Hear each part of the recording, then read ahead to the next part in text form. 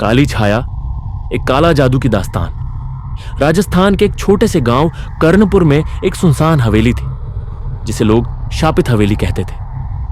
गांव वालों का मानना था कि वहां कभी एक तांत्रिक रहा करता था, भैरवनाथ, जो काले जादू में निपुण था। उसकी मृत्यु के बाद भी हवेली में रहस्यमयी घटनाएं होती रहती थी। कोई भी शाम ढलने के बाद उस हवेली के पास नहीं जाता था। वर्षों बाद शहर से एक युवा लड़की अन्वी रिसर्च के लिए कर्णपुर आई। वह लोक कथाओं और अंधविश्वासों पर शोध कर रही थी। गांव वालों ने उसे उस हवेली के बारे में चेतावनी दी, पर अन्वी अंधविश्वास पर विश्वास नहीं करती थी। एक रात अन्वी ने ठान लिया कि वह हवेली के अंदर जाकर खुद देखेगी कि वहां क्या है। चांदनी रात थी। हवेली वीरान और खामोश, दरवाजे की सांकल जंग खा चुकी थी। जैसे ही उसने कदम अंदर रखा, उसे लगा कि कोई निगाहें उसे घूर रही हैं।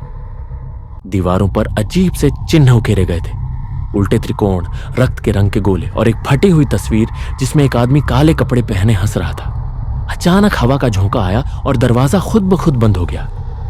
अन्वी ने टॉर्च जलाई, पर प्रकाश बहुत मंद हो गया। तभी हवेली के अंदरूनी कमरे से एक अजीब सी मंत्रोच्चार की आवाज आने लगी। वह दबे पांव अंदर गई। वहां एक गोल घेरे के बीच में काले कपड़े पहने एक आकृति बैठी थी। वह लगातार कुछ बुदबुदा रहा था। जैसे ही अन्वी ने उसे टोका, वह आकृति हवा में गायब हो गई और कमरे में अंधेरा छा गया। दीवारों से खून बहने लगा और कमरे में रखे पुराने आईने में अन्वी ने खुद को नहीं बल्कि भैरवनाथ को देखा। उसकी आंखें आग की तरह जल रही थी। तभी एक आवाज गूंजी, तूने मेरी नींद तोड़ी है, अब तू मेरी हो गई है। अन्वी चिल्लाई, भागने लगी, पर दरवाजे बार बार बदल रहे थे। हवेली एक भूल भुलैया में बदल गई थी। सुबह गांव वालों को हवेली के बाहर अन्वी का कैमरा मिला। उसमें आखिरी रिकॉर्डिंग थी, अन्वी की चीखें, मंत्रोच्चार और अंत में वही भैरवनाथ की हंसी।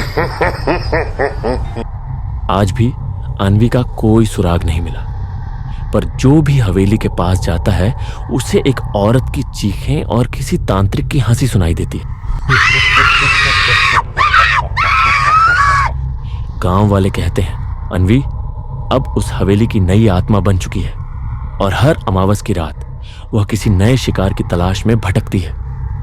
कर्णपुर की हवेली आज भी सांस लेती है और हर सांस में काला जादू बसता है।